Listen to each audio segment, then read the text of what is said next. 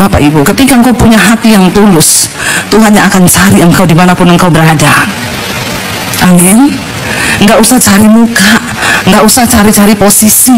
Engkau jagai hatimu tulus, Tuhan yang cari engkau. Sekalipun orang berusaha menyembunyikan dirimu, tapi Tuhan adalah Tuhan yang melihat hati.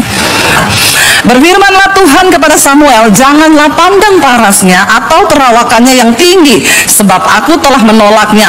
Bukan yang dilihat manusia yang dilihat Allah. Manusia melihat apa yang di depan mata, tetapi Tuhan melihat hati. Ya, jangan tertipu. Makanya yang muda-muda juga kalau mau cari jodoh, jangan tertipu dengan memandang parasnya. Amin. Yang pria-pria Alkitab bilang cari jodoh itu jangan lihat hanya cantiknya, karena kecantikan itu bohong dan kemolekan itu sia-sia. Ya, cari istri itu yang nomor 1 takut Tuhan, nomor 2 rajin, nomor 3 pintar cari uang, nomor 4 bisa angkat galon. Ya, dan yang paling penting yang terakhir, kesetrum tapi tidak mati. Itu saya banget, saya. Ya, jadi jangan hanya melihat wajahnya, tapi lihat hatinya. Lalu kita melihat ciri-cirinya bagaimana orang itu. Kenapa sih Daud itu dikatakan, saya tertarik, kenapa ya Tuhan tuh bilang aku melihat hati. Hati seperti apa yang Daud miliki? Orang yang hatinya tulus, kudus di hadapan Tuhan. Ya, engkau jalani saja hidupmu, maka Tuhan yang akan mempromosikan engkau. Bahkan seringkali kita tidak sadar, kita tidak tahu, tapi Tuhan tidak pernah kurang cara. Lalu Daud itu santai pergi ke medan pertempuran. Sampai di sana dia kaget, lihat loh, Goliat lagi menentang bangsa Israel. Siapa yang berani maju? Ayo hadapi aku. Dia menghina barisan bangsa Israel. Daud berkata begini, siapa orang Filistin yang tidak bersunat ini? Beraninya dia menghina barisan Allah yang hidup. Aku akan maju melawan dia. Lalu orang bilang kepada Saul, Saul, Raja, ada yang melawan Goliat. Sudah 40 hari nggak ada satupun yang berani. Waktu Daud datang, dia mau melawan. Saul bilang, panggil sini siapa dia. Daud datang, ini loh dia raja orangnya. Saul lihat, Saul bilang, tidak mungkin kamu bisa mengalahkan dia. Kamu masih sangat muda. Dan dia dari dulu itu sudah pahlawan. Dia dari masa muda sudah menjadi prajurit dan berlatih berperang. Kamu masih anak sangat muda. Bapak Ibu, kata anak muda yang dipakai Daud di 1 Samuel 17, waktu ngomong kamu masih terlalu muda, itu dalam bahasa Ibraninya na'ar. Na'ar itu menggambarkan anak-anak dari usia 8 sampai 15 tahun untuk suku Israel. Jadi Bapak Ibu bayangkan pada waktu Daud diurapi menjadi raja, dia tuh masih sekitaran umur ya paling banter tuh 15 tahun. Dia sudah menerima urapan raja. Ketika Daud menang akhirnya melawan Goliat, Goliat menantang dia, ayo maju kalau kamu berani. Akhirnya Daud maju. Saul juga bilang, ya udah majulah. Memang gak ada yang berani, kok mau apa? Ya udah maju aja. Coba aja, kata Daud, siapa tahu, walau alam. Siapa tahu menang. Daud maju bawa tombak sama batu. Lalu Goliat berkata begini, hei kamu pikir saya ini anjing? Kamu datangi saya pakai batu dan tongkat? Goliat maju membawa pedang, tombak dan lembing. Lalu Daud berkata begini, engkau mendatangi aku dengan tombak, pedang dan lembing, tapi aku mendatangi engkau dengan nama Tuhan Allahku yang akan memberikan aku kemenangan. Gak ada yang tepuk tangan dari jemaah. Saya ini sudah keringetan ya di sini. Ini lightingnya panas ya. Tepuk tangan dong biar saya juga semangat. Haleluya. Ya itu tanda saudara tidak mengantuk. Amin. Lalu saudara, akhirnya Daud maju. Singkat cerita, Daud menang atau kalah? Hanya dengan satu batu. Daud putar batu yang pertama, kena langsung di dahinya Goliat, tertancap masuk, dia rebah di depan kakinya Daud, mukanya ke tanah. Daud memenangkan pertempuran. Saya mau tanya, setelah itu Daud jadi raja? Enggak. Waktu Daud dipuji-puji, lalu Saul iri hati. Disinilah ujian hatinya Daud. Kenapa Daud dipilih Tuhan? Dia menang. Ujian hati Daud tidak mudah. Berapa tahun? Dia diurapi 15 tahun. Daud menjadi raja berapa tahun?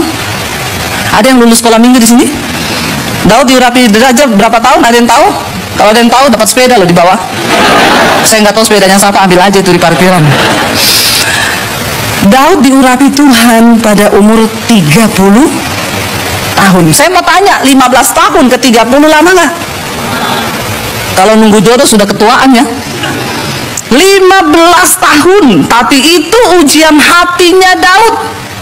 Tuhan bilang dia melihat hatinya. Kenapa saya bilang itu ujian hatinya Daud? Siapa yang akhirnya mau bunuh Daud? Orang yang tadinya mengeluk-elukan dia, yang tadinya memuja dia. Saul bangga sekali ketika Daud menyelamatkan orang Israel dari bangsa Filistin. Tapi langsung Saul iri hati karena semua bernyanyi Saul membunuh beribu-ribu, tapi Daud membunuh berlaksa-laksa. Daud adalah pahlawan yang gagah perkasa. Tiba-tiba Saul iri hati. Bapak Ibu ya, yang namanya iri hati orang kepada kita itu kita nggak bisa tahan. Ya, kita ini hidup. Ya, saya kemarin ngomong sama teman saya, Bu, orang itu miskin diomongin, kaya juga diomongin. Jadi daripada miskin diomongin, mending sekalian kaya diomongin. Amin. Lebih enak kan, udah miskin diomongin lagi, kasihan kan. Mending sekalian kaya diomongin. Toh orang tetap ngomong, kita nggak bisa tahan mulut orang. Ya, makanya saya selalu berkata kepada jemaat, ingat ya, Tuhan ciptakan kita dua tangan kanan dan kiri untuk tutup telinga kanan dan kiri. Kalau Tuhan ciptakan tiga kanan, satu buat tampar mulut orang. Tapi karena tangan kita cuma dua, jadi tidak boleh. Amin. Jalani setiap proses.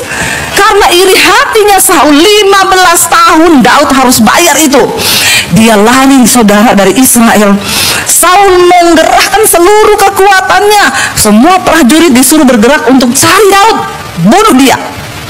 Saudara, saya mau tanya, yang cari ini raja loh, ya, yang cari ini raja loh, bukan orang sembarangan, bukan rekan bisnis. Ya, itu ibarat kalau Jokowi bilang cari Debbie Basir dan seluruh tentara dikerahkan untuk cari saya.